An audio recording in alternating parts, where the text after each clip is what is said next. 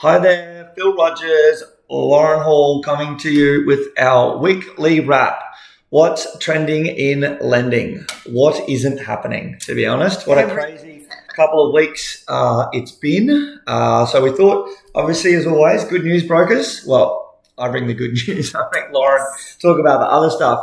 But there is... I don't think I have anything to talk about today then, do I? Oh, correct, because it's all good news. Exciting update. Congrats to our Christmas competition winner today. Announced on Facebook with a big Christmas hamper that will be delivered to them prior to Christmas, which is really exciting. So the joke was, what happens if you eat Christmas decorations? You get tonsillitis. Very good. Yes, very good. Thank you for everyone that got part of that. There's some great stuff on there. I think the parameters were dad joke as well. I think there was a number that we probably couldn't publish. They were allowed to stay online, but probably not one I'd like to say appropriate. Appropriate, yes, but jump on and have a read through. Friendly. Jump onto our page and have a read through. There's some absolute crackers on there. So thank you for everyone that got part of that. Some Christmas dates, super relevant at the moment, just with the banks and some updates. This time of year is always a little bit tricky. Interesting, it's busy. The banks are geared up and ready. We've gone through such a massive period through COVID. They really sort of brought their timelines right back down. They bolstered up with staff. So the lead up to Christmas, whilst it is a crazy period, they're open for business. These guys want to be part of that. They do have some very strict cutoff dates, but it does feel like there's a little bit of flexibility around these this year, which is good, but really conscious more so. One, I mean, if you're looking to purchase them before settlement, before Christmas, you probably missed that boat, but I won't say out loud that there might be a couple of banks that can do it. If anyone can do it, we can do it. But please don't send us a contract this week. Or tell our team we said that. Yeah, this wasn't recorded. But ring us if that is happening. But more importantly, just around the dates for contracts for financing for settlement. Just be really conscious. We're at this time of the year now. Let's say it's the 10th. On the weekend, which is Saturday, you sign a contract for 14 days. That's Christmas Eve. That's going to be really tricky. So you've got to be smart around the contract dates for the finance itself.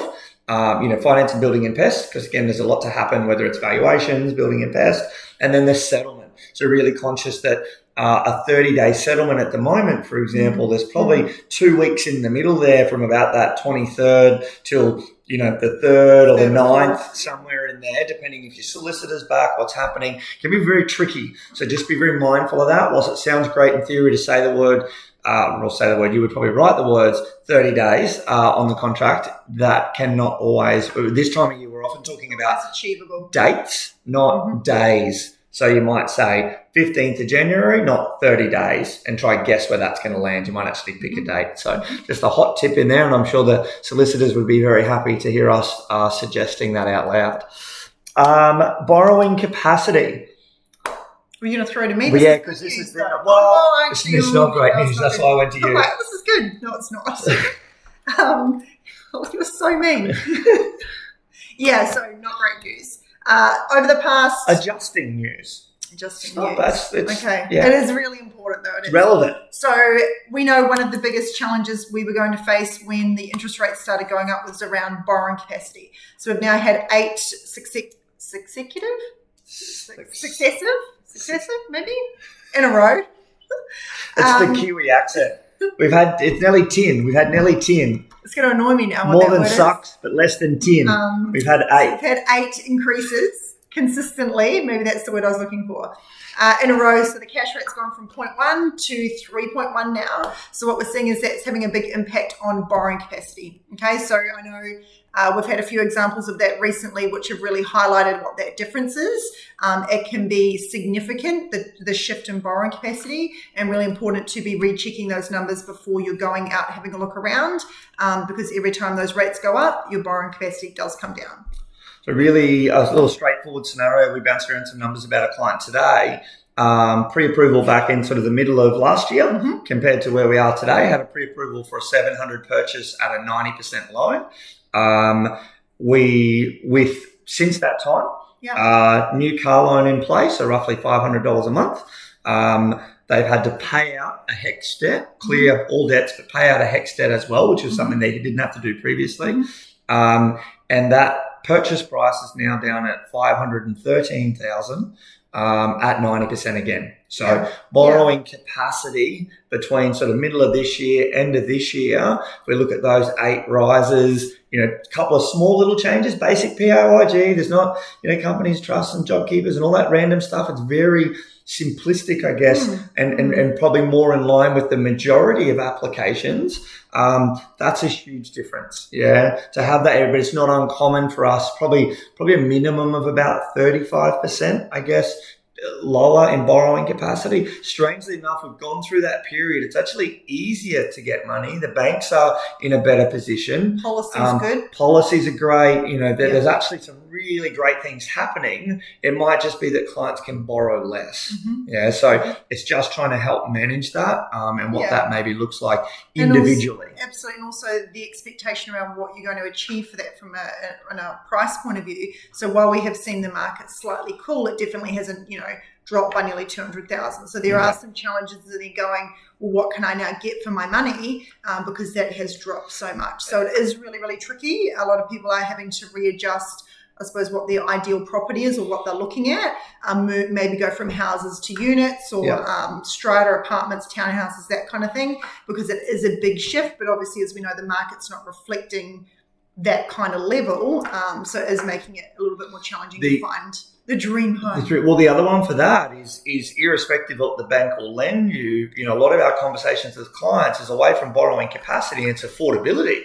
Because suddenly the repayment difference, if you go, well, you can actually still get to 700, but they're like, wow, those repayments are now $1,000 plus a week. Yeah. That's not where we want to be. We're not comfortable in that space because we don't want to just meet repayments. We want to exceed them. So there's a couple of things play in the background. And so more than ever, more important to be chatting with a broker, aka us, of course, because with those options across the board, we can help sort of position through some of those changes and know the difference between those banks, because there still are some very big discounts out there available. Yeah, and look through what those different options are. In some of these scenarios, rather than just putting more deposit in, we're going, do we have the ability to pay out a debt? Is that smaller than actually the additional amount of deposit you'd have to put in? So getting a bit creative, and for that particular scenario, we still ran that through another 7 or 8 different banks to go, okay, is there someone else not submitted? Research.